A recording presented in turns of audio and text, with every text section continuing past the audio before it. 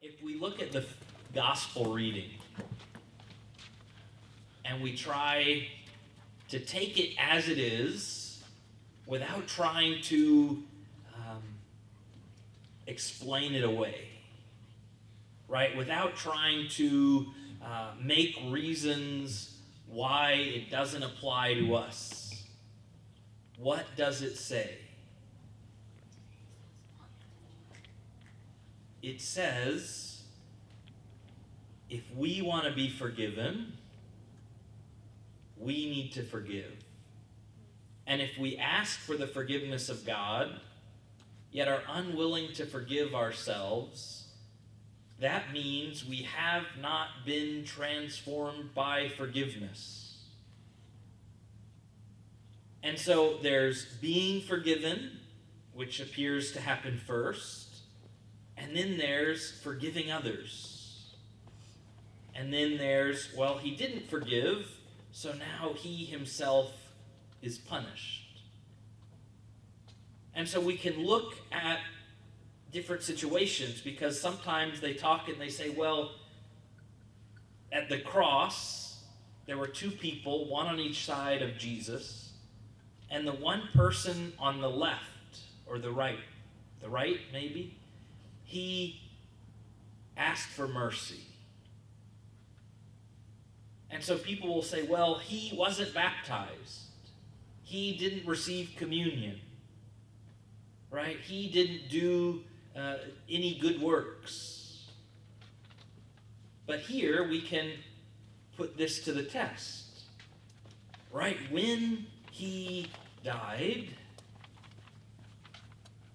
did he stand at the gates of paradise telling others, you can't enter because I don't forgive you?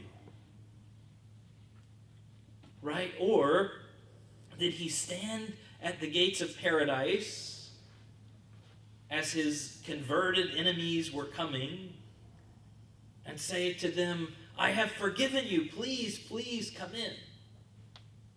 And say, while he's standing at the gates of paradise, to his enemies who had not converted, please convert, repent, right? Come in.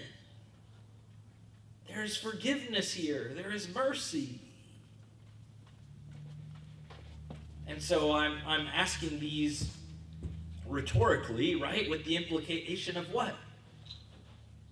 That this passage applies even to the man on the cross. This man applies even to the man on the cross, because we see there is a promise. Okay, I forgive your debt. But then, when the man doesn't forgive the debt, what happens to him? It's retracted. And so he goes to the torturers. And so Jesus is saying to the man on the cross, right? One interpretation at least. This day you will be with me in paradise. This day you will be with me in paradise. Just like the king says, I forgive your debt. But then, if that man doesn't want paradise for his enemies, what happens? Right? Apparently, like in this parable, what would happen is he would be cast out, or he wouldn't be allowed to enter. If we're looking at this passage, we see the importance of letting mercy and grace and love transform us, so that we do not become a stop. If you have water and there's like a plug, right? You don't want to be, oh yeah, I'm receiving all the water, but now it's just stopped at me. No, we want to be like a mirror where we receive the light and then we reflect that light back out. Not, I want the light for myself, but for no one else. This passage is so important for us to recognize the power of forgiveness, because we will mess up and the people around us will mess up. We will need mercy and our friends will need mercy. And our people who used to be our friends will need mercy.